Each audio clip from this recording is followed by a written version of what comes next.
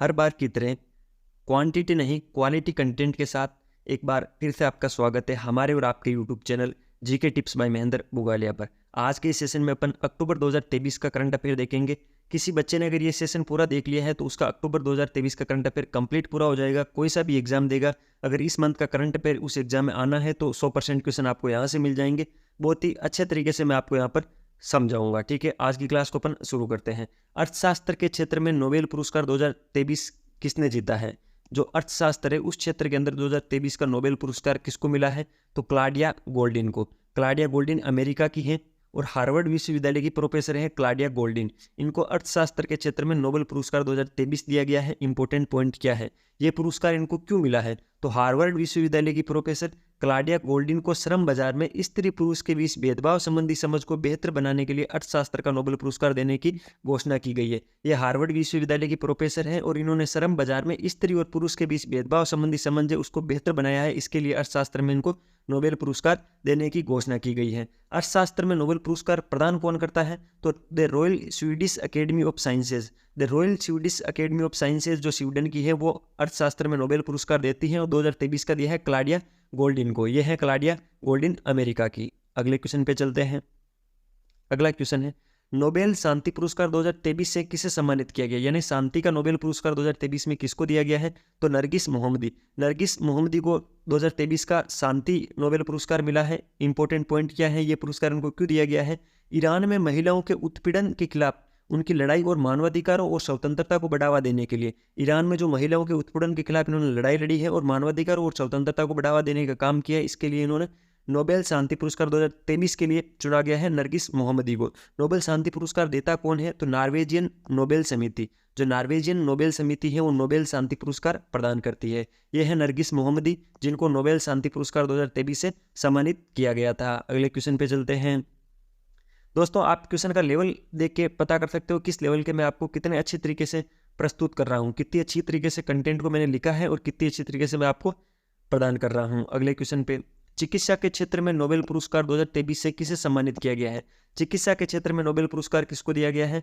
तो Katalin Kariko Hungary के हैं और ड्रे विस्मैन अमेरिका के हैं। इन दोनों को सम्मिलित रूप से चिकित्सा के क्षेत्र में 2023 का नोबेल पुरस्कार दिया गया है। कैटालिन कारिको हंगरी के और ड्रू विस्मैन अमेरिका के। इंपॉर्टेंट पॉइंट क्या है, इनको ये क्यों दिया गया है? ये पुरस्कार इनको न्यूक्लियोसाइड बेस्ड संशोधन से संबंधित उनकी खोज के लिए प्रदान किया जाएगा, जिसके कारण कोविड-19 के खिलाफ प्रभावी mRNA टीके का विकास संभव हो पाया था।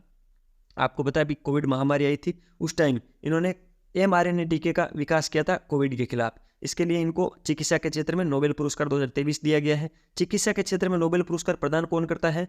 तो कारोलिंस्का इंस्टीट्यूट स्वीडन की। कारोलिंस्का इंस्टीट्यूट स्वीडन की है, वो देती है चिकित्सा में नोबेल पुरस्कार। और अब की बार किनको दिया गया है? कैटालिन कारिको हंगरी के और ड्रे विस्मैन अमेरिका के। ठीक है, ये है कैटालिन कारिको और ये है ड्रे विस्मैन। ठीक है, इन दोनों को मिला है। अगले क्वेश्चन पे चलते हैं। ये इंपॉर्टेंट क्वेश्चन है, पूछा जा सकता है। सुप्रीम कोर्ट ने किस अधिनियम के तहत समलैंगिक विवाह को कानूनी मान्यता देने से इनकार कर दिया? अभी आपको पता है समलैंगिक विवाह को कानूनी मान्यता देने से सुप्रीम कोर्ट ने मना कर दिया है। क्यों कर दिया है? एक स्पेशल मैरिज एक्ट है उसके चलते। ठीक है, तो इसमें इंपॉर्टेंट पॉइंट क्या है? अक्टूबर 2023 को सुप्रीम कोर्ट ने 5 सदस्यीय संविधान पीठ ने 3:2 यानी 3 मतों ने तो बोला कि समलैंगिक विवाह नहीं होना चाहिए, 2 ने बोला होना चाहिए, तो नहीं होने वाले जीत गए। तो 3:2 के बहुमत से समलैंगिक विवाह को कानूनी मान्यता देने के लिए विशेष विवाह अधिनियम में संशोधन से इनकार कर दिया गया। ठीक है, ध्यान रखना इंपॉर्टेंट है ये। ठीक है, अगले क्वेश्चन पे चलते हैं। त्रिपुरा के नए राज्यपाल कौन बने हैं? अभी त्रिपुरा के नए राज्यपाल बनाए गए हैं, तो कौन बने हैं? श्री नल्लू इंद्रसेना रेड्डी। श्री नल्लू इंद्रसेना रेड्डी त्रिपुरा के नए राज्यपाल बने हैं। त्रिपुरा के बारे में कुछ इंपॉर्टेंट फैक्ट मैं आपको बता देता हूँ। त्रिपुरा राज्य के रूप में कब गठित हुआ था? 21 जनवरी 1972 को। 21 जनवरी 1972 को। त्रिपुरा की राजधानी कहाँ पर है? तो अगरतला त्रिपुरा की राजधानी है। त्रिपुरा के अभी मुख्यमंत्री कौन है? तो माणिका शाह है जो त्रिपुरा के मुख्यमंत्री हैं।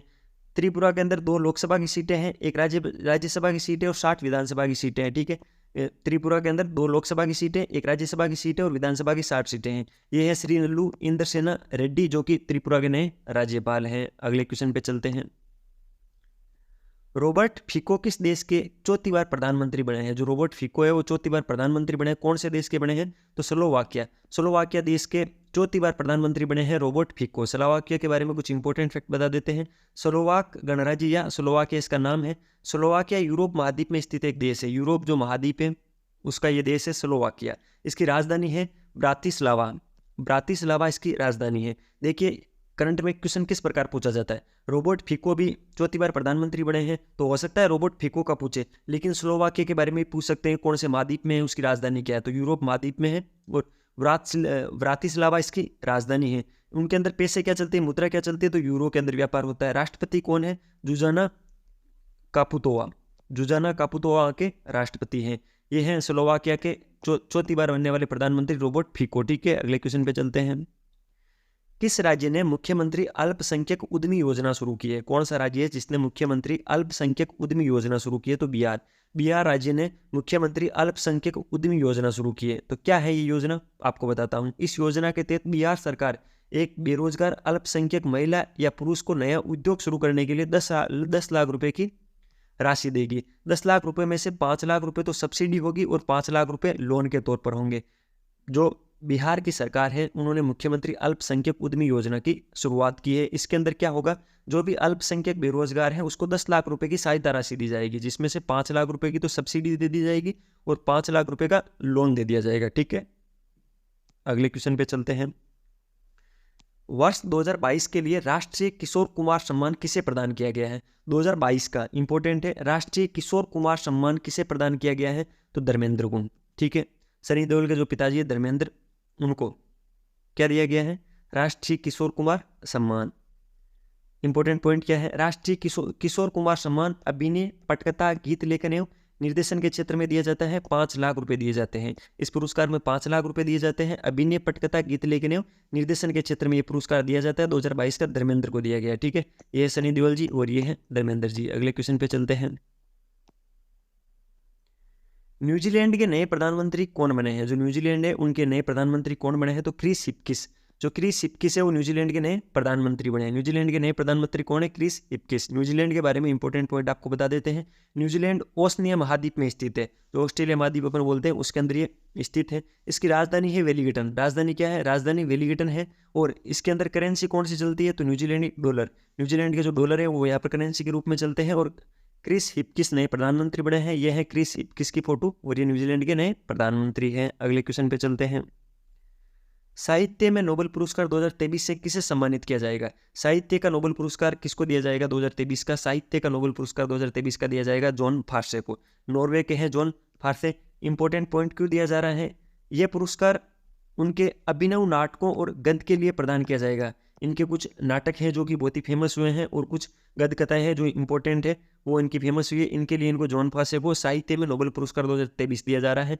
साहित्य में नोबेल पुरस्कार प्रदान कौन करता है? तो रॉयल स्वीडिश अकादमी, स्टॉकहोम स्वीडन के अंदर रॉयल स्वीडिश अकादमी है जो कि साहित्य में नोबेल पुरस्कार प्रस्तुत करती है और इस बार दिया गया है जॉन फार्से को। यह है जॉन फार्से, नॉर्वे के। अगले क्वेश्चन पे चलते हैं।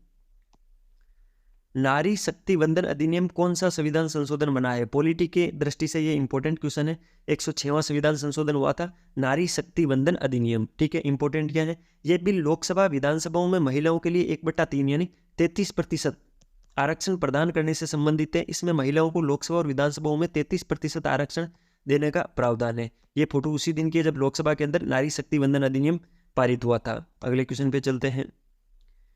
विश्व डाक दिवस 2023 कब मनाया गया? जो विश्व डाक दिवस है 2023 का वो कब मनाया गया? तो 9 अक्टूबर को अपन डाक दिवस मनाते हैं, तो विश्व डाक दिवस 2023 9 अक्टूबर को मनाया गया।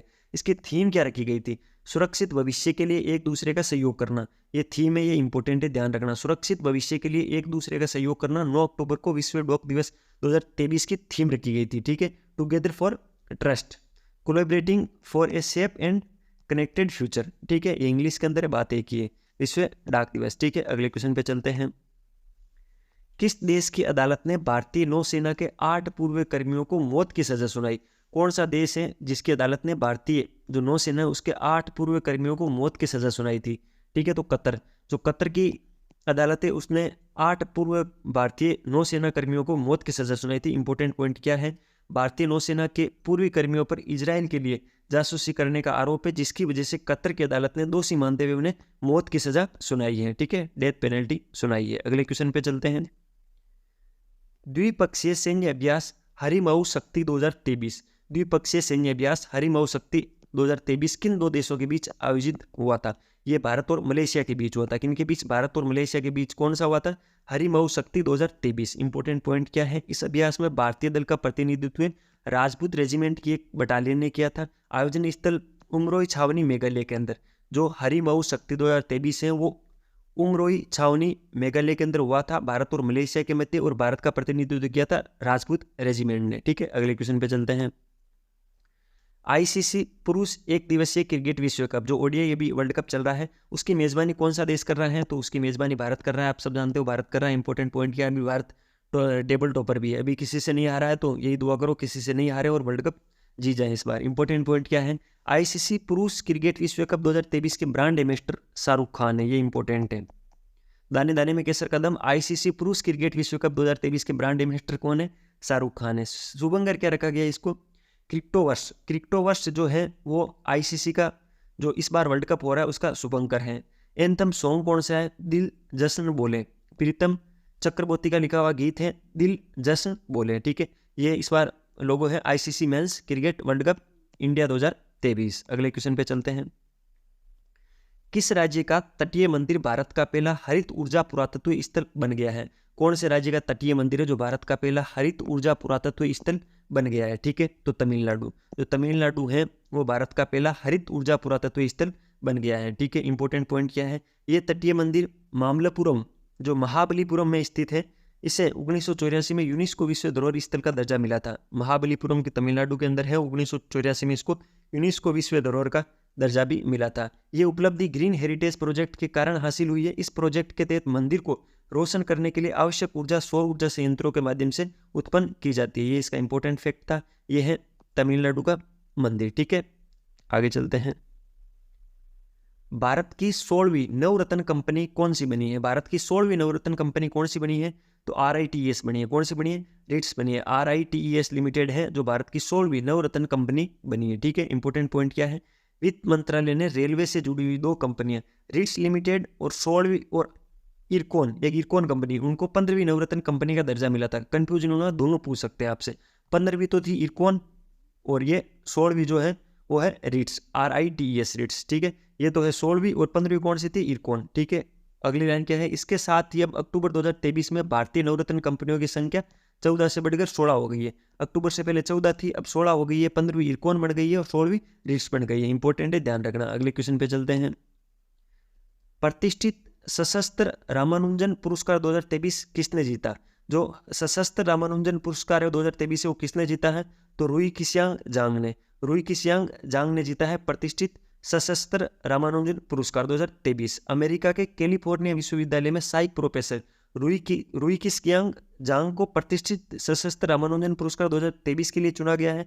सशस्त्र रामानुजन पुरस्कार प्रतिवर्ष गणित के क्षेत्र में उत्कृष्ट योगदान, मैथ के क्षेत्र में कोई उत्कृष्ट कार्य करता है, उनके 32 वर्ष और उससे कम आयु वाले व्यक्तियों को दिया जाता है। एज एक तो 32 वर्ष या उससे कम होनी चाहिए, एक गणित का क्षेत्र होना चाहिए, तभी आपको सशस्त्र रामानुजन पुरस्कार दिया जा सकता है। इस बार का मिला है रुई किसियांग जांग को। ठीक है, अगले क्वेश्चन पे चलते हैं। हिंद महासागर रिम एसोसिएशन का नया अध्यक्ष देश कौन सा बना है? अभी हिंद महासागर रिम एसोसिएशन का नया अध्यक्ष देश बना है, वो कौन सा है? इसमें ये पूछा गया, तो श्रीलंका। श्रीलंका भी हिंद महासागर रिम एसोसिएशन का नया अध्यक्ष बना है। इंपॉर्टेंट पॉइंट क्या है? हिंद महासागर रिम एसोसिएशन का नया उपाध्यक्ष कौन सा देश बना है? भारत। ये एक इंपॉर्टेंट पॉइंट है। नया उपाध्यक्ष तो भारत बना है और अध्यक्ष श्रीलंका बना है हिंद महासागर रिम एसोसिएशन का। ठीक है, इसकी स्थापना कब हुई थी? तो 1997 में हिंद महासागर रिम एसोसिएशन की स्थापना हुई थी, जिसका नया उपाध्यक्ष तो भारत है और अध्यक्ष श्रीलंका है। मुख्यालय कहाँ पर है? एबिन cyber city Morrison. एबिन cyber city Morrison के अंदर हिंद महासागर रिम एसोसिएशन का मुख्यालय है। अगले क्वेश्चन पे चलते हैं। भारतीय विज्ञापन मानक परिषद ASCI के नए अध्यक्ष कौन बने हैं? भारतीय विज्ञापन मानक परिषद के नए अध्यक्ष कौन बने हैं? तो सौगत गुप्ता। सौगत गुप्ता भारतीय विज्ञापन मानक परिषद के नए अध्यक्ष बनाए गए हैं। इंपॉर्टेंट पॉइंट क्या है? ASCI की फुल फॉर्म क्या है? Advertising standard council of India. ASCI की फुल फॉर्म है भारतीय विज्ञापन मानक परिषद। इसकी स्थापना 1985 में हुई थी, मुख्यालय मुंबई के अंदर है और ये है सौगत गुप्ता जी, जो कि भारतीय विज्ञापन मानक परिषद के नए अध्यक्ष हैं। अगले क्वेश्चन पे चलते हैं। दोस्तों, आप क्वेश्चन की क्वालिटी देखिए, कंटेंट को किस प्रकार लिखा गया वो देखिए। अगर आपको लग रहा है कि सर ने इतनी मेहनत की है तो आप इसके बदले में क्या करोगे, तो प्लीज़ चैनल को सब्सक्राइब कर देना, वीडियो को लाइक करना, मेरे लिए एक अच्छा सा कमेंट करना, चैनल को ज़्यादा से ज़्यादा शेयर करो, ज़्यादा व्यूज आएंगे। आप अच्छे से वीडियो को लाइक करोगे तो मेरा भी मोटिवेशन बना रहेगा, मैं आपके लिए ऐसा कंटेंट लाता रहूँगा। अगला क्वेश्चन क्या है, किस स्पेस एजेंसी ने क्षुद्र ग्रहों का अध्ययन करने के लिए साइकी मिशन लॉन्च किया है? ठीक है, साइकी मिशन किसने लॉन्च किया है, क्वेश्चन के अंदर ये पूछा है। और साइकी मिशन किससे रिलेटेड है, तो क्षुद्र ग्रहों का अध्ययन करने के लिए साइकी मिशन लॉन्च किया गया था। ठीक है, तो ये अमेरिका की कंपनी नासा जो अमेरिका की स्पेस कंपनी है, उसने साइकी मिशन लॉन्च किया है। इंपॉर्टेंट पॉइंट क्या है, ये मिशन स्पेस एक्स के फॉल्कन हेवी रॉकेट से लॉन्च किया गया है।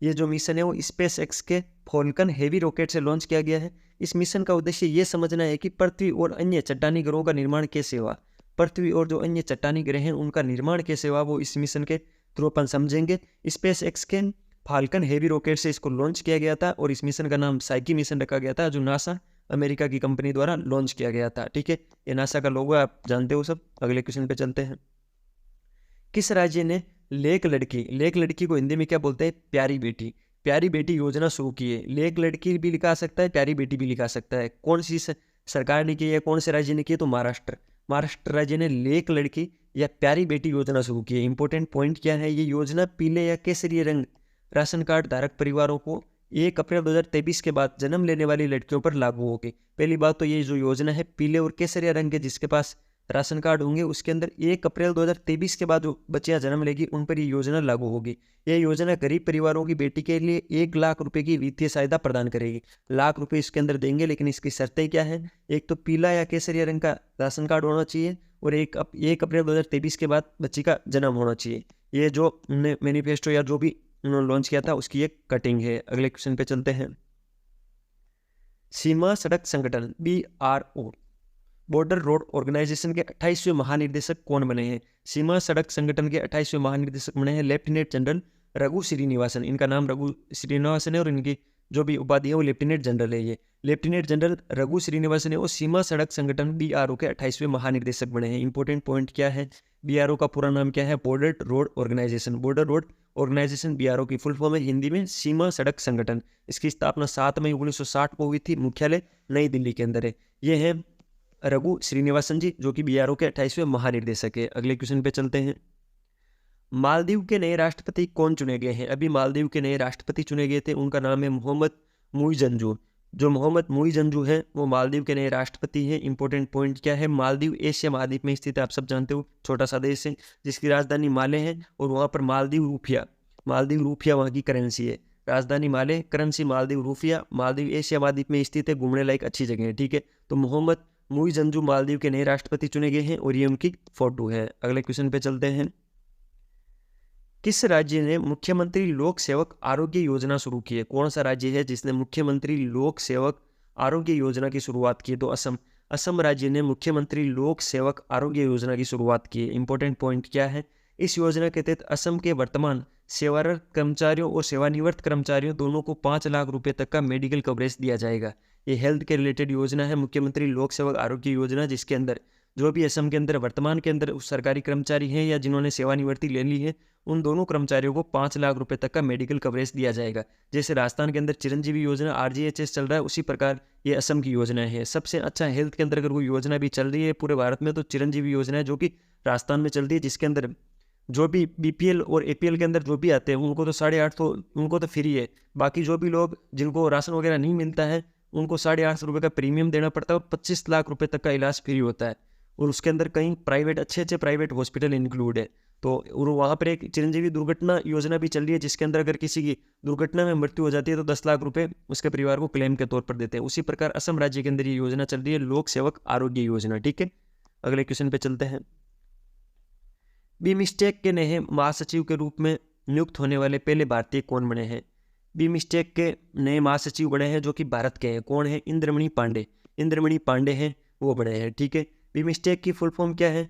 Bay of Bengal initiative for multi sectoral technical and economical corporation, ये BIMSTEC की फुल फॉर्म है। इसकी स्थापना 6 जून 1997 को हुई थी। इसका मुख्यालय ढाका, बांग्लादेश की राजधानी ढाका में इसका मुख्यालय है। 7 सदस्यीय देश है, कौन कौन से? बांग्लादेश, भूटान, भारत, नेपाल, श्रीलंका, म्यांमार और थाईलैंड। 7 देश है इसके अंदर। और इसके जो अभी नए महासचिव नियुक्त किए गए हैं वो भारतीय हैं। इनका नाम है इंद्रमणि पांडे। अगले क्वेश्चन पे चलते हैं। Tennis tournament China open 2023। China open 2023 में महिला एकल का खिताब किसने जीता है? ठीक है, चाइना ओपन 2023 में महिला एकल का खिताब जीता है ईगा स्विटेक ने। ईगा स्विटेक पोलैंड की खिलाड़ी है। ये ईगा स्विटेक जी की फोटो है, ये पोलैंड की खिलाड़ी है और इन्होंने चाइना ओपन 2023 के अंदर महिला एकल का खिताब जीता है। पुरुष एकल इसमें किसने जीता? तो जेनिक सिनर, इटली के जेनिक सिनर ने चाइना ओपन 2023 में पुरुष एकल का खिताब जीता है, जबकि महिला एकल का खिताब ईगा स्विटेक पोलैंड की खिलाड़ी है जिन्होंने जीता है। अगले क्वेश्चन पे चलते हैं। किस संस्थान की स्कूली पाठ्य पुस्तकों में इंडिया की जगह भारत शब्द का इस्तेमाल किया जाएगा? अभी आपको पता है इंडिया का नाम भारत रखा गया था, तो कौन सी संस्था है जिसके स्कूली पाठ्य पुस्तकों में इंडिया की जगह भारत शब्द का इस्तेमाल किया जाएगा? तो एनसीईआरटी। आप सब जानते हो NCERT national council for education research and training, NCERT की फुल फॉर्म है। इसने अपनी पाठ्य पुस्तकों पर इंडिया की जगह भारत शब्द का इस्तेमाल करना शुरू कर दिया है। ये एनसीईआरटी का लोगो है। एनसीईआरटी राष्ट्रीय शैक्षणिक अनुसंधान और प्रशिक्षण परिषद, हिंदी में इसको बोलते हैं, इंग्लिश में national council of educational research and training. इसकी स्थापना 1961 में हुई थी। इसका मुख्यालय नई दिल्ली के अंदर है। अभी इसके हाल फिलहाल में निर्देशक कौन है? तो डॉक्टर दिनेश प्रसाद सकलानी। डॉक्टर दिनेश प्रसाद सकलानी वो एनसीईआरटी के भी निर्देशक है। अगले क्वेश्चन पे चलते हैं। भारत 19वें एशियाई खेल की पदक तालिका में किस स्थान पर रहा? आपको पता है 19वें एशियाई खेल है जो इसी साल हुए थे, होने पिछले साल थे 2022 में, लेकिन हुए कब? 2023 में। उसके अंदर भारत की स्थिति क्या रही थी? तो भारत चौथे स्थान पर रहा था, ऑल ओवर चौथे स्थान पर रहा था। अब की बार बहुत ही शानदार अच्छा प्रदर्शन रहा भारत का। इंपॉर्टेंट पॉइंट क्या है? भारत ने 19वें एशियाई गेम में कुल 107 पदक जीते हैं, जिनमें से 28 गोल्ड, 38 सिल्वर, 41 ब्रॉन्ज पदक जीते। 160 टोटल पदक जीते, चौथा स्थान रहा है। इसका आयोजन कहाँ पर हुआ था? तो जांगजोउ चीन के अंदर इनका आयोजन हुआ था। इनका मोटो क्या था? हार्ट टू हार्ट @ फ्यूचर, ये इसका मोटो था। शुभंकर क्या था?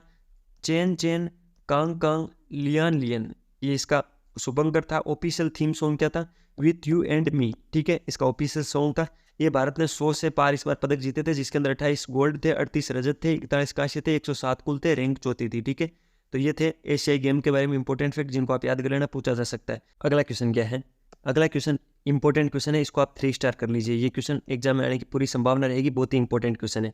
वैश्विक भूख सूचकांक 2023, ग्लोबल हंगर इंडेक्स 2023 में भारत का स्थान कौन सा रहा? तो भारत का 111वां स्थान रहा। ठीक है, तो ग्लोबल हंगर इंडेक्स वैश्विक भूख सूचकांक में भारत की स्थिति 111वें नंबर पर रही थी। सूचकांक में 3 टॉप देश कौन से हैं? यानी ग्लोबल हंगर इंडेक्स में ऊपर के 3 देश कौन से हैं? बेलारूस, बोस्निया और हर्जेगोविना। हर्जेगोविना, बोस्निया और बेलारूस, ये ऊपर के 3 देश हैं। सूची में भारत के पड़ोसी देश में पाकिस्तान का रैंक 99वीं रही, श्रीलंका की 60वीं रही, बांग्लादेश की 81वीं रही, नेपाल 69वें स्थान पर रहा। तो भारत ने थोड़ा खराब प्रदर्शन किया था इसके अंदर। जारीकर्ता कौन है? तो कंसर्न वर्ल्ड वाइड आयरलैंड का है और वर्ल्ड हंगर हेल्पेज संगठन जर्मनी का। ये दोनों संगठन मिलकर इस इंडेक्स को जारी करते हैं। अगले क्वेश्चन पे चलते हैं। दुनिया का पहला जल विश्वविद्यालय कहाँ खुलेगा? दुनिया का पहला जल विश्वविद्यालय कहाँ खुलेगा? इंपॉर्टेंट है, ट्रेंडिंग टॉपिक के अंदर ये इंपॉर्टेंट है। दुनिया का पहला जल विश्वविद्यालय तो ये खुलेगा बुंदेलखंड, यूपी के अंदर। बुंदेलखंड उत्तर प्रदेश के अंदर दुनिया का पहला जल विश्वविद्यालय खोला जाएगा। इंपॉर्टेंट पॉइंट क्या है? ये पहला विश्वविद्यालय होगा जहाँ छात्र और शोधार्थी जल की कमी से पैदा हो रही समस्याओं के लिए पुरातन और आधुनिक तकनीकों के माध्यम से समाधान खोजेंगे। यानी इस विश्वविद्यालय के अंदर जो जल की समस्या है उनके लिए समाधान खोजने की कोशिश की जाएगी। तो दुनिया का पहला जल विश्वविद्यालय कहाँ खुलेगा? बुंदेलखंड, उत्तर प्रदेश के अंदर। ये कटेंगे जिसके अंदर लिखा है यूपी को मिली दुनिया के पहले जल विश्वविद्यालय की सौगात, की जाएगी पानी से जुड़ी हर तरह की रिसर्च। ठीक है, अगले क्वेश्चन पे चलते हैं।